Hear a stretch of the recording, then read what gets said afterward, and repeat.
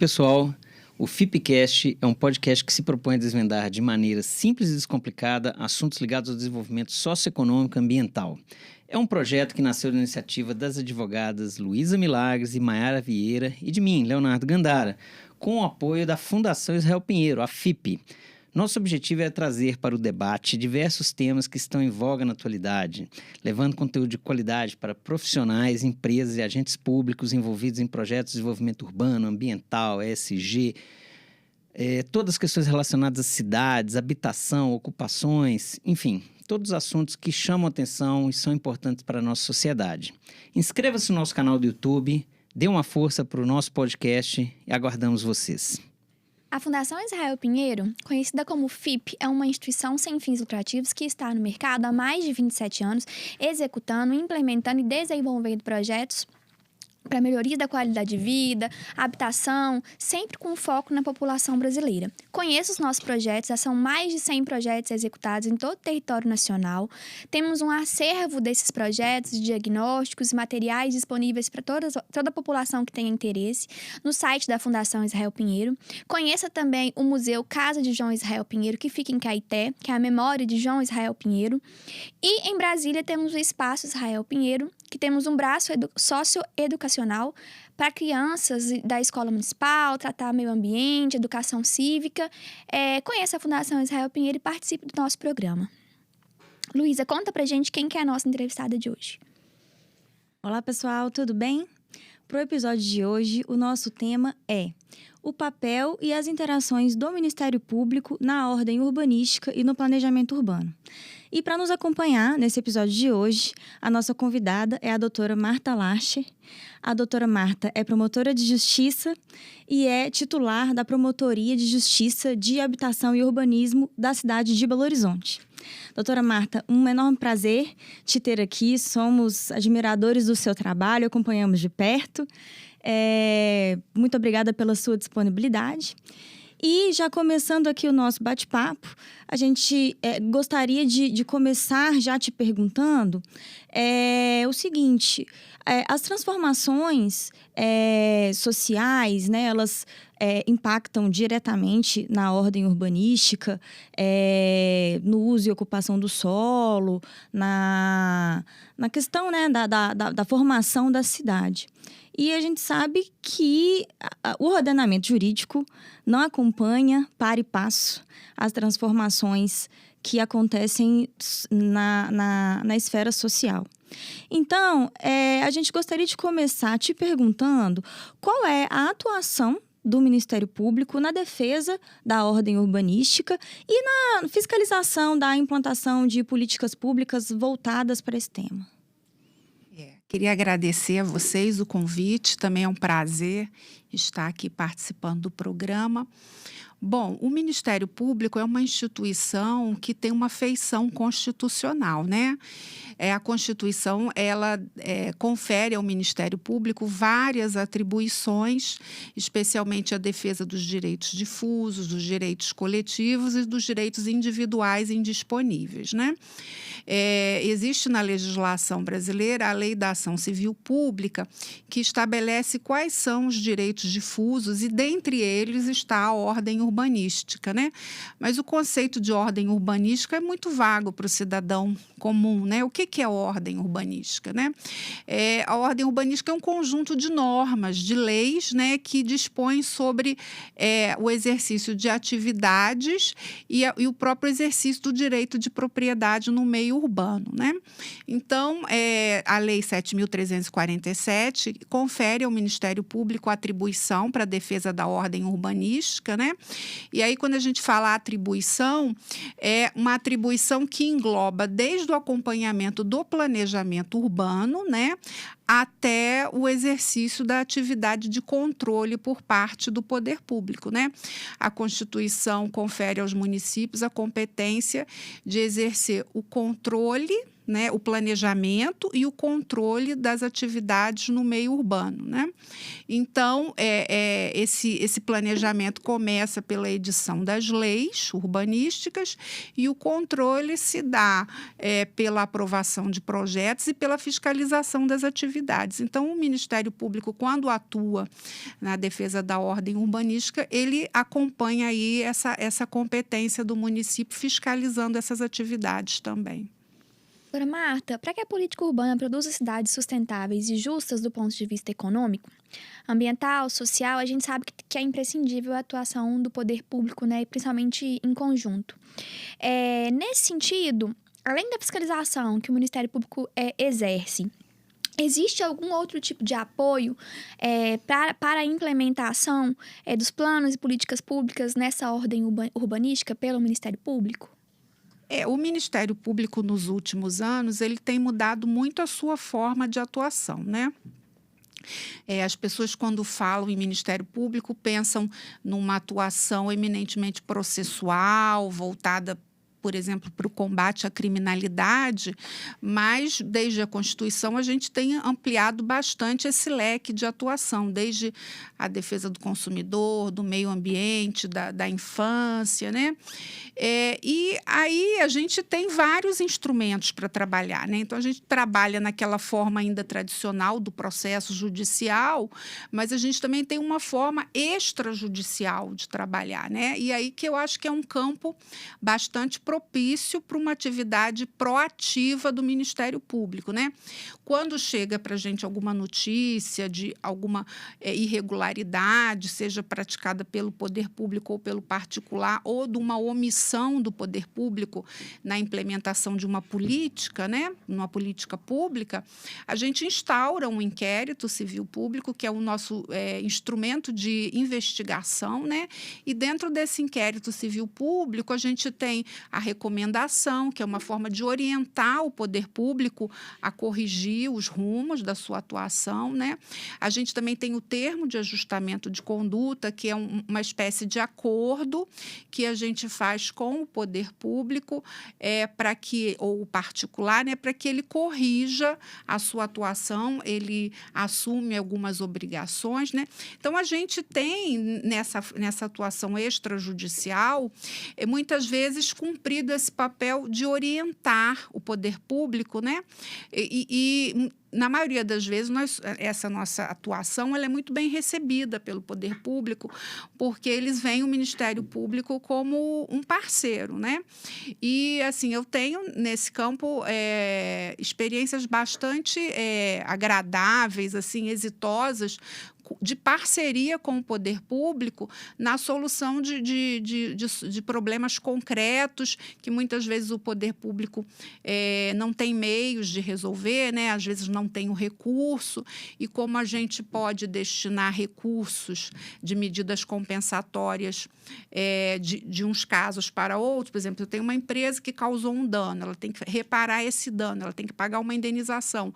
Eu posso utilizar esse recurso num programa que o município venha a implementar e que vai só resolver um problema concreto que o município tem, né? Então, a gente tem exercido esse papel também, que eu digo que é uma parceria, mas, ao mesmo tempo, é uma parceria em que a gente está fiscalizando o parceiro, né? A gente está ajudando, mas a gente tem por objetivo que ele cumpra com o seu papel. Né? Doutora Marta, as políticas de desenvolvimento urbano, de uso e ocupação do solo, saneamento, mobilidade, enfim, acesso à moradia digna, né, que compõem, como a senhora bem disse no início da sua fala, esse direito difuso, né, à cidade sustentável. Uhum. Essas políticas, a partir do momento que elas são elaboradas, elas têm que ser geridas pelo poder público, né? E a gente gostaria de saber se há alguma ingerência, alguma participação do Ministério Público nessa gestão de políticas públicas e se há, como ela se dá. Veja bem, na área do planejamento urbano, a gente tem o plano diretor, né, que é a lei fundamental do planejamento urbano, que está lá previsto na Constituição, que é como a lei básica do desenvolvimento urbano, mas a gente também tem várias políticas setoriais, como você mencionou, né, saneamento, habitação, mobilidade, e todas essas políticas, elas têm um regramento que parte especialmente de uma política nacional, né? Você tem uma lei nacional que traz as diretrizes e que traz obrigações para todos os níveis de governo, para a União, para o Estado, para o município, e prazos para implementação, via de regra, né? Então, o Ministério Público cobra isso, né? Cobra essa implementação dessas políticas. É um pressuposto que essas políticas sejam elaboradas de forma participativa, né? O princípio da gestão democrática da cidade. Então, ao Ministério Público não interessa apenas a existência da política, mas que ela seja elaborada de forma participativa, que dê voz a todos os segmentos sociais, né? E uma vez que essa política seja elaborada, né, ela seja implementada, e também é pressuposto que esse acompanhamento da política seja feito também de forma democrática. Então, a gente atua desde a implementação da política até o cumprimento dela e fiscalizando durante todo o tempo se ela está realmente, se as ações do poder público estão em consonância com o que está estabelecido na política, né? Doutora Marta, como a senhora falou, o plano diretor municipal ele é um instrumento importante nessa gestão urbana para o município. E a gente sabe que um bom plano diretor, ele auxilia muito o gestor público, né? Uma contratação legal e boa de profissionais técnicos que elaboram diagnósticos isonômicos, inclusive, né? Nesse sentido, na sua opinião, qual a importância desse plano diretor e como o MP pode ajudar os municípios, né, nesse direcionamento? O plano diretor é a lei mais importante em termos de planejamento urbano, né? E é importante que ele seja elaborado por uma equipe técnica multidisciplinar, né? Que seja coordenado, conforme a legislação estabelece, por um arquiteto urbanista, e que ele seja precedido de um diagnóstico profundo da realidade, né? A gente não pode imaginar um mesmo plano diretor igualzinho para 2 municípios diferentes, né? E isso foi uma realidade que a gente viu quando o plano diretor passou a ser uma lei obrigatória, né, com o Estatuto da Cidade, e fixou prazos para elaboração, com penalidades graves para os prefeitos que não cumprissem os prazos, né?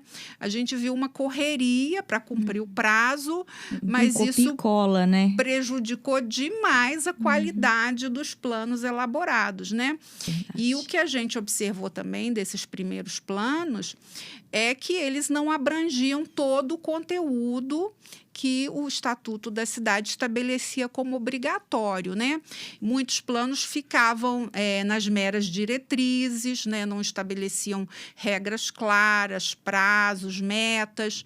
E aí esses planos eram praticamente inúteis, né? Do ponto de vista do planejamento urbano. E muitas vezes, por contrariar interesses, que a gente sabe que o espaço urbano é um campo propício para esse conflito de interesses econômicos, né? Muitas vezes o plano deixava para depois muitos assuntos, né? Muitos instrumentos previstos no plano, como, por exemplo, IPTU progressivo, né? Quando a propriedade urbana descumpre a sua função social, mas isso estava previsto no plano, mas dependia de uma regulamentação posterior, né? E essa regulamentação nunca vinha e os instrumentos não eram efetivamente aplicados, né? Então, isso gerou, eu acredito, um prejuízo muito grande em termos de planejamento urbano para as cidades, né? Apesar do plano ser obrigatório desde 2006, só muito recentemente algumas cidades conseguiram editar planos que contemplassem todo o conteúdo previsto no Estatuto da Cidade. A gente pode citar o exemplo de Belo Horizonte, que é a terceira capital do Brasil, né?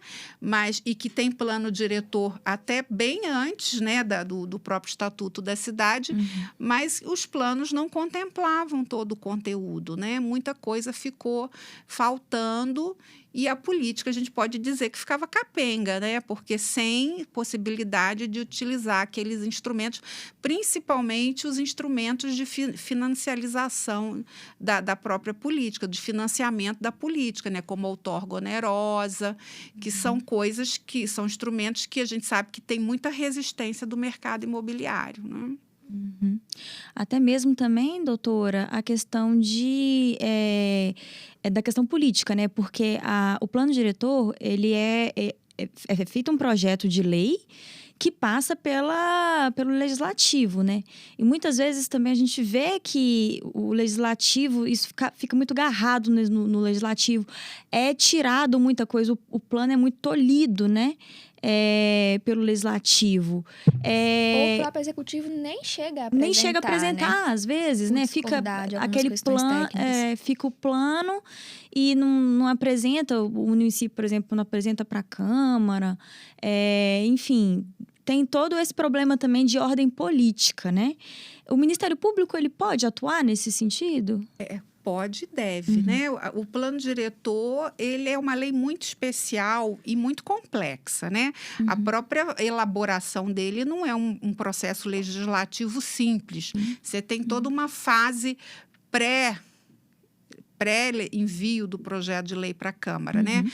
Processo de diagnóstico, reuniões comunitárias, audiências públicas, até você chegar num plano que seja consenso da maioria, né? A gente sabe que unanimidade dificilmente vai ter, né?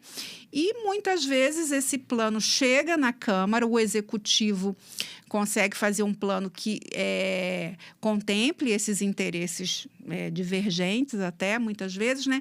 Mas chega na Câmara, né? A gente viu aqui em Belo Horizonte que o projeto de lei ficou 4 anos parado na Câmara, né? Passou por 2 presidentes diferentes até que foi aprovado, né? Muita pressão da população que participou por meses a fios das conferências, né? Das reuniões públicas, até conseguir a aprovação do plano diretor, né?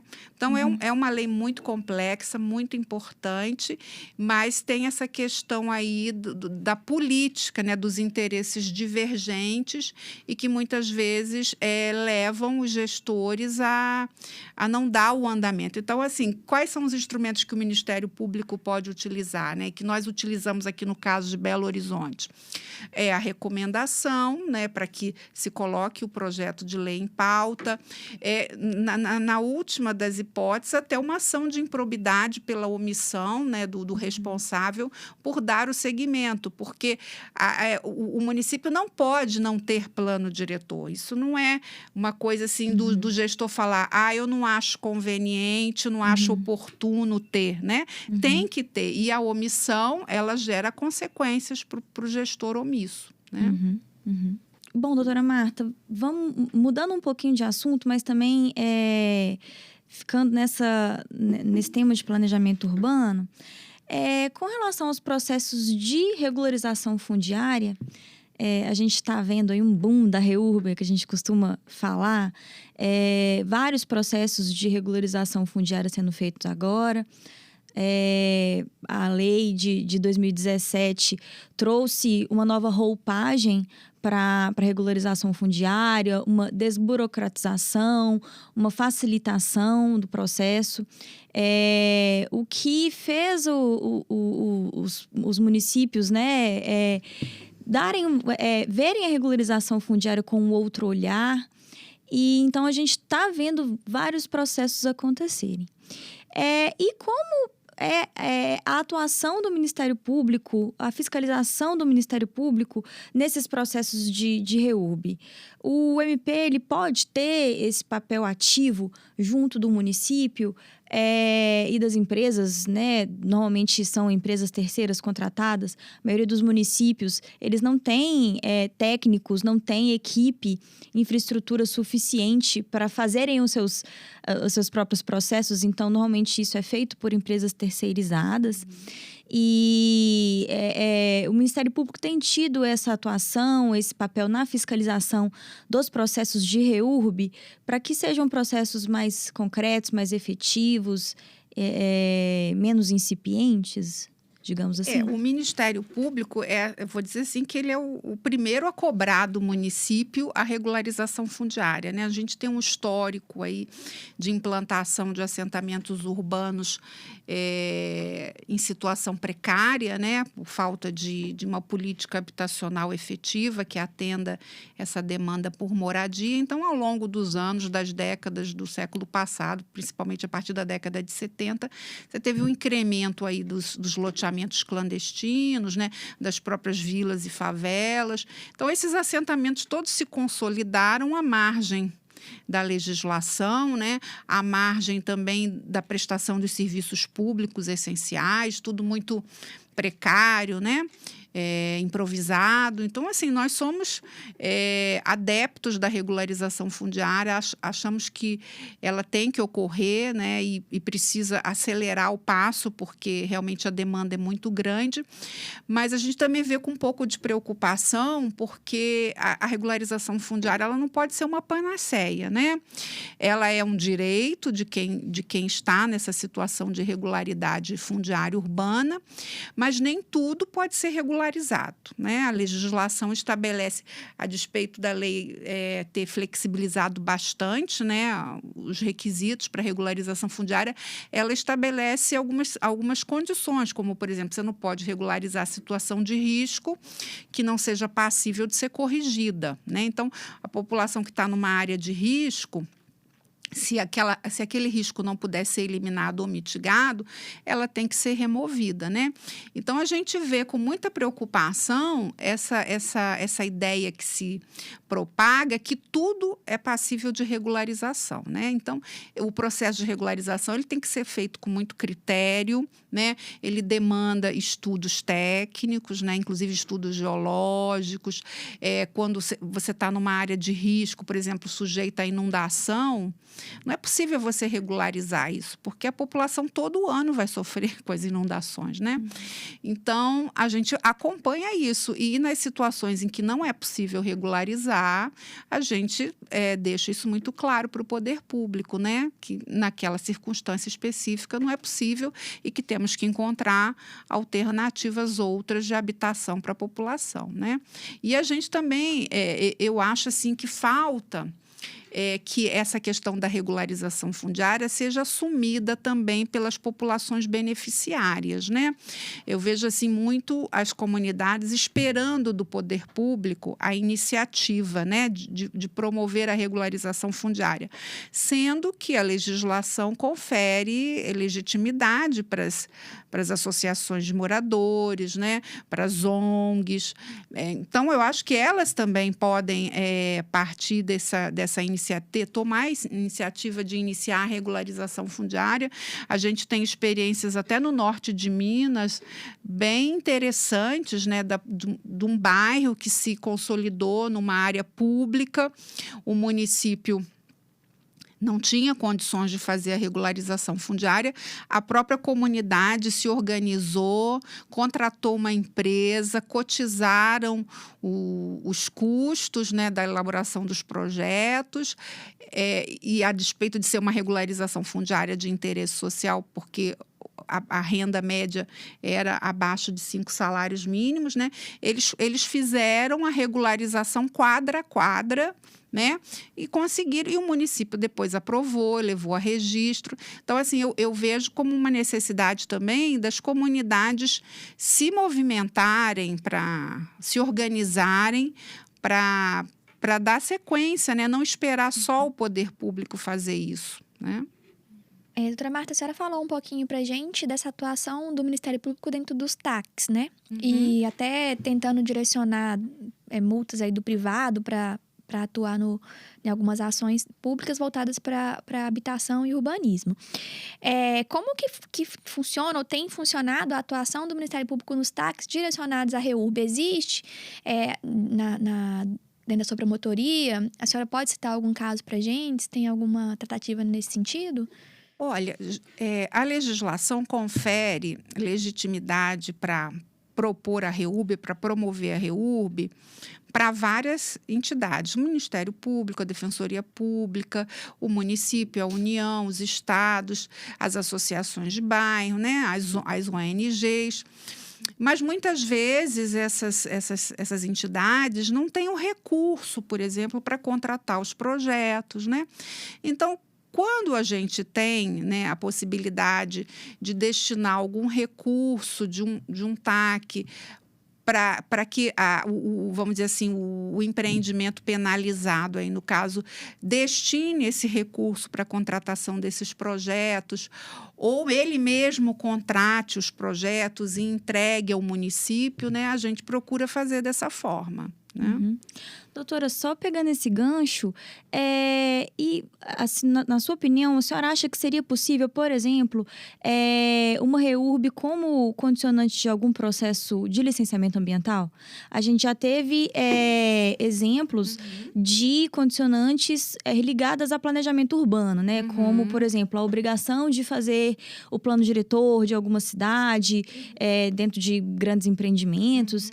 É possível que seja colocada a REURB como condicionante? Eu acredito que sim. Por exemplo, se aquela dita comunidade que está numa situação de irregularidade fundiária sofrer de alguma forma o impacto daquele empreendimento, né? E a gente sabe que geralmente alguns empreendimentos são atrativos de população, isso gera mais crescimento para o município e, às vezes, um crescimento desordenado, né? O município não tem condições de atender a demanda dessa população que está chegando por conta desse empreendimento novo.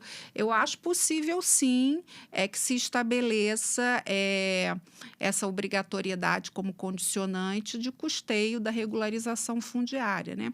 Eu já me deparei com uma situação que era um loteamento clandestino situado debaixo de uma barragem, né? Quando eu comecei a trabalhar pela regularização do empreendimento, do loteamento, né, eu não sabia que ele estava debaixo da barragem, né?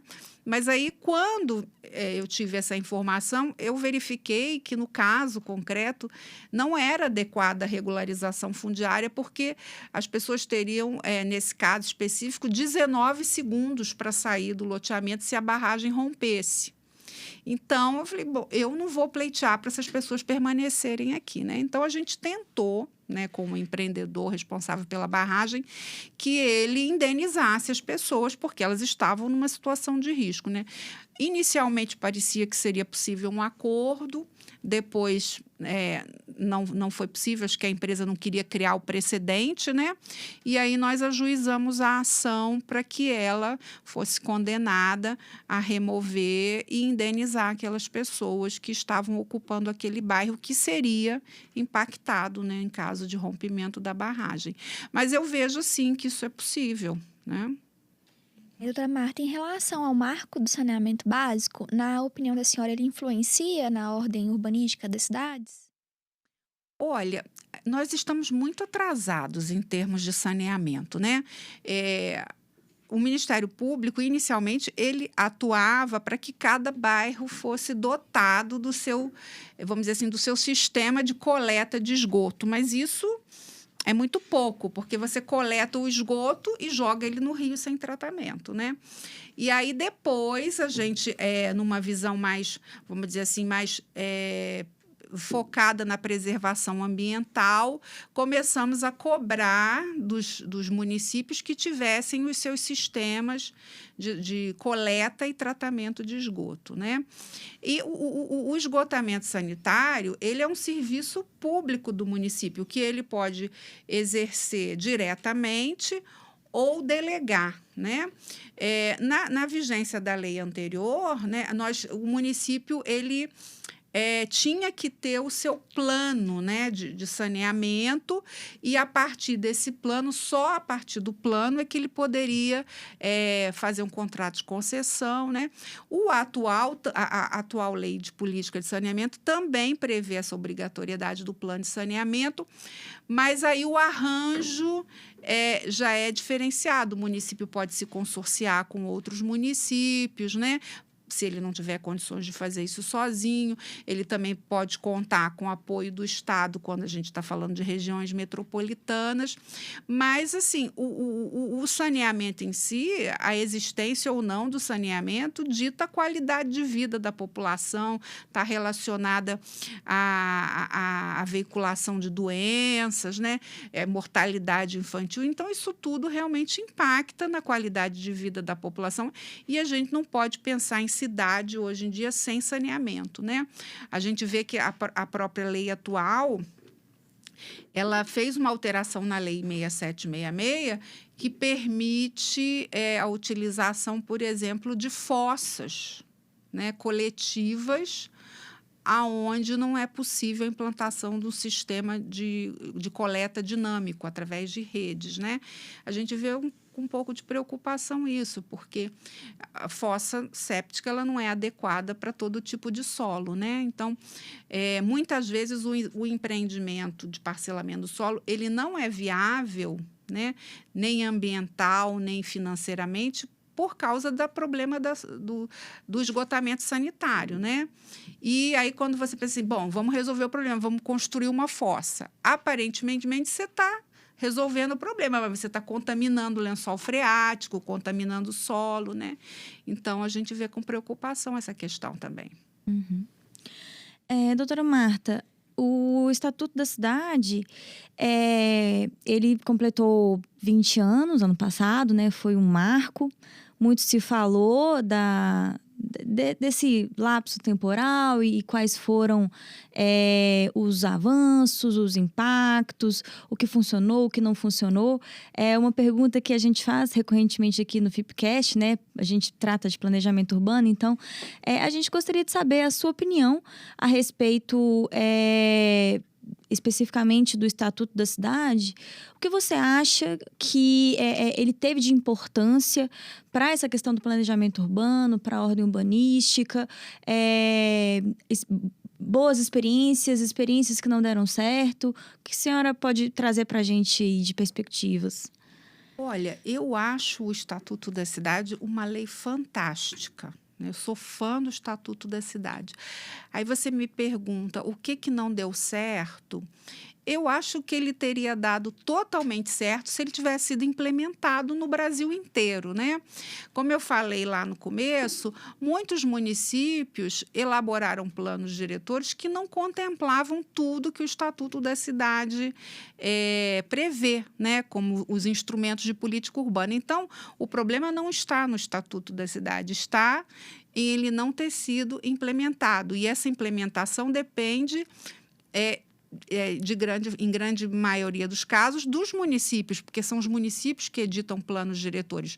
As regiões metropolitanas também editam os seus planos diretores de desenvolvimento integrado, mas é no município que está o problema, né? Então, eu não vejo problema no Estatuto da Cidade. Eu acho que o único problema é ele não ter sido implementado como ele deveria ter sido, né? E não foi implementado por quê? Por falta de vontade política, pela resistência. A gente sabe que o acesso à terra urbana é o grande problema, né? Enquanto a terra for vista como um produto, um mercado, né, que gera lucro, vai ser sempre difícil você garantir acesso à terra urbana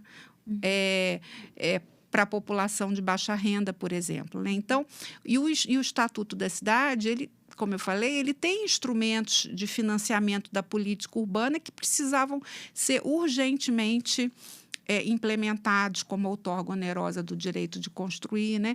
Que é um instrumento que tem muita resistência do mercado e falam, você está tributando a construção civil.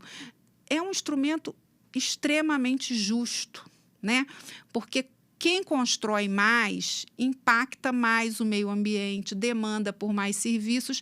Então, é justo que essa pessoa contribua minimamente com recursos para que o poder público possa fazer frente a esses impactos que são gerados, né? Aí, se esse empreendimento que impacta, ele não corresponde, ele não dá solução para esses problemas, quem que vai dar a solução? É o poder público que vai ter que encontrar a solução, mas utilizando os recursos de todos nós. Ou seja, uma pequena parcela tem um lucro com a atividade e sobra para o resto da sociedade custear as soluções desses problemas, né? Então, se existe algum defeito, é esse, dele não ter sido implementado, porque os instrumentos, eles não foram criados no Brasil, eles vieram de experiências outras, né? E em todos os lugares eles foram bem-sucedidos, né? Uhum. Doutora Marta, como você já é promotora e trabalha nessa questão do urbanismo já há muitos anos, né? Já tem uma atuação bastante consolidada nessa área. A gente queria que a senhora contasse um pouquinho para a gente sobre os seus maiores desafios dentro da sua carreira aí na habitação, no urbanismo. Quais foram os principais desafios que a senhora já enfrentou e algumas conquistas, que a senhora pode chamar de conquistas,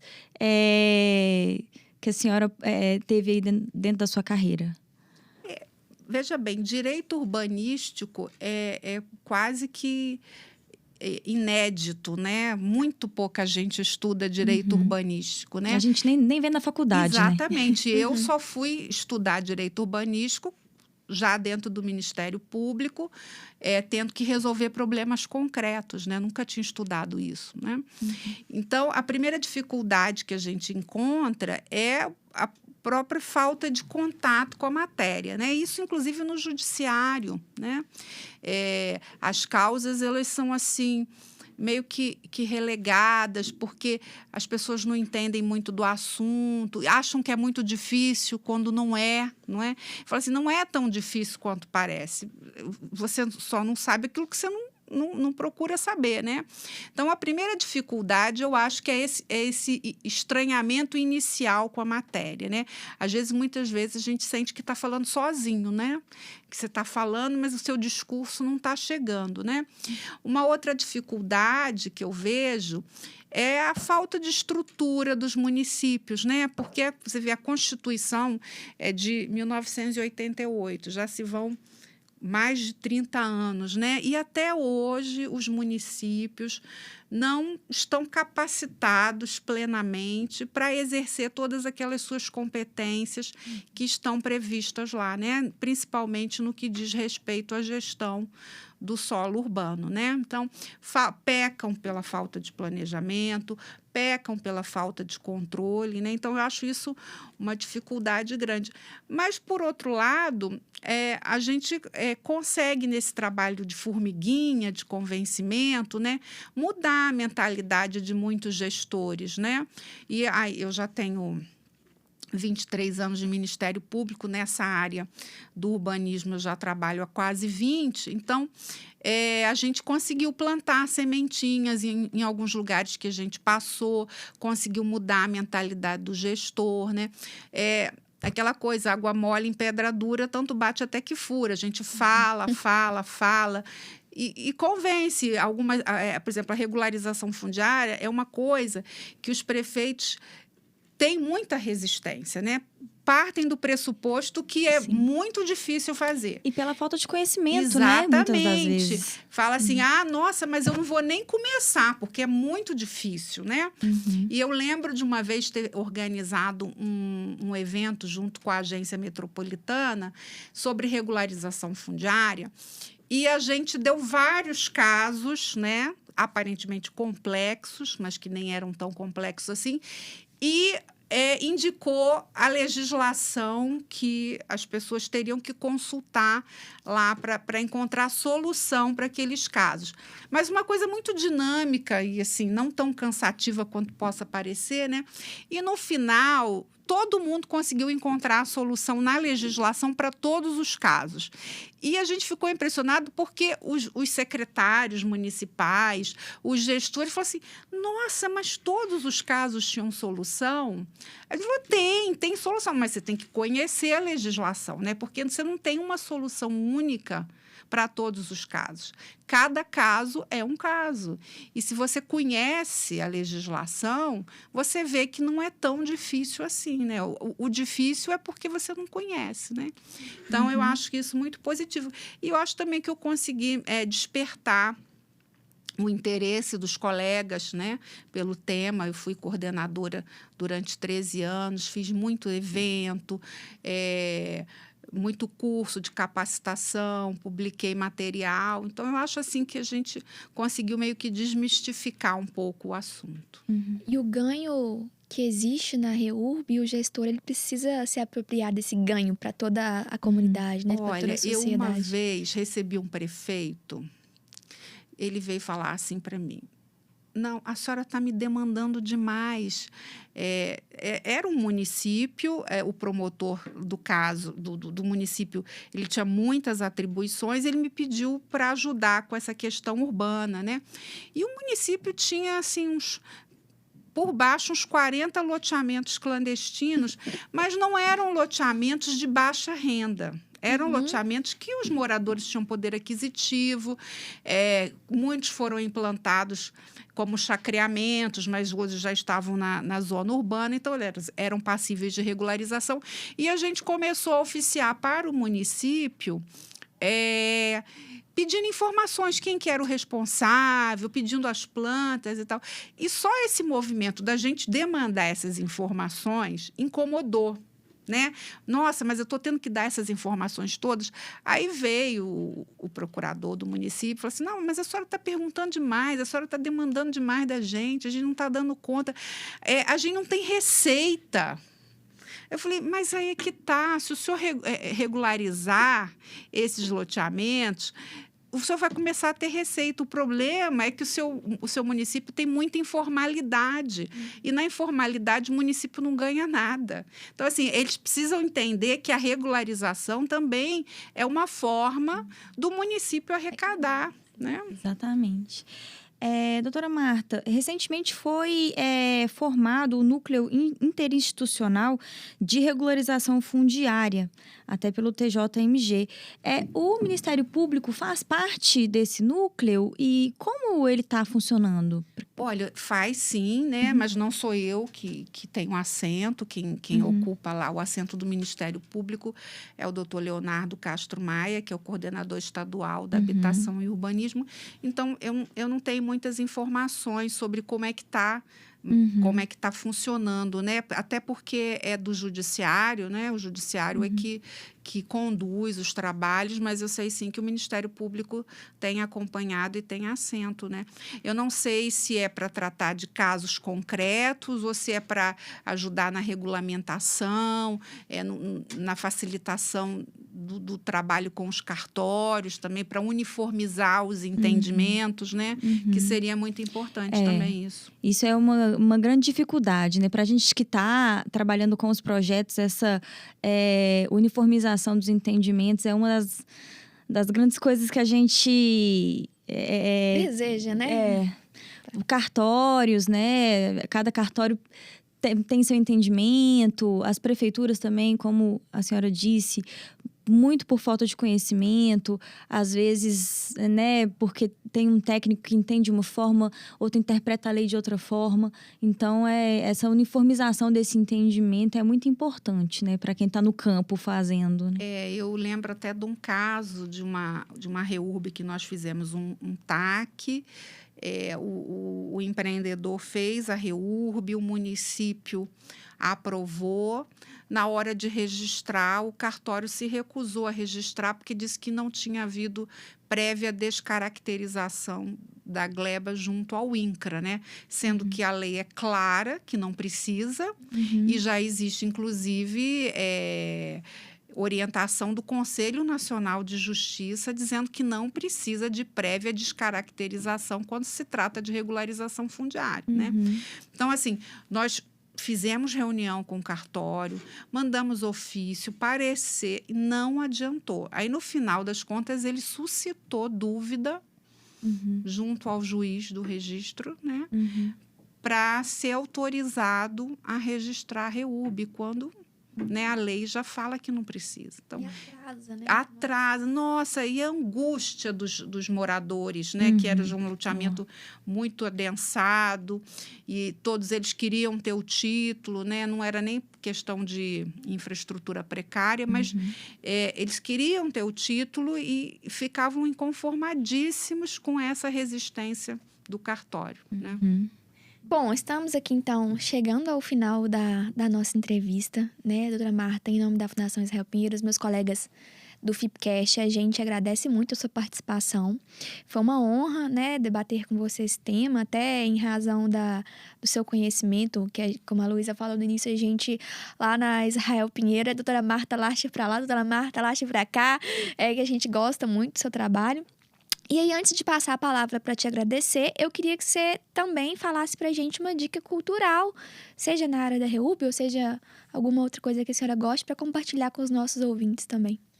Olha, eu nas minhas horas vagas de lazer, eu não penso em REURB, não. Tá?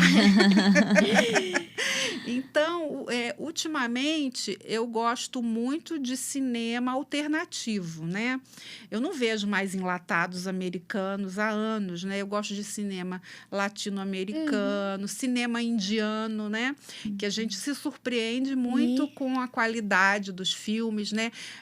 Talvez, assim, a produção não seja tão aprimorada quanto as americanas, né? Mas as histórias são muito interessantes. Então, eu gosto desse cinema alternativo. Então, nas minhas horas vagas, eu procuro ler. Eu tenho uma autora favorita, né, a Isabel Allende, que ela mescla história, né, todos os textos dela, todos os livros têm um fundo histórico, né, que ela traz da experiência pessoal dela, de ter nascido num país latino-americano, de ter vivido uma ditadura, né? Isso teve influência muito grande na vida da família dela. E aí eu gosto, né, dessa literatura e do cinema. Joia. Doutora Marta, muito obrigada pela sua participação. Foi muito engrandecedora.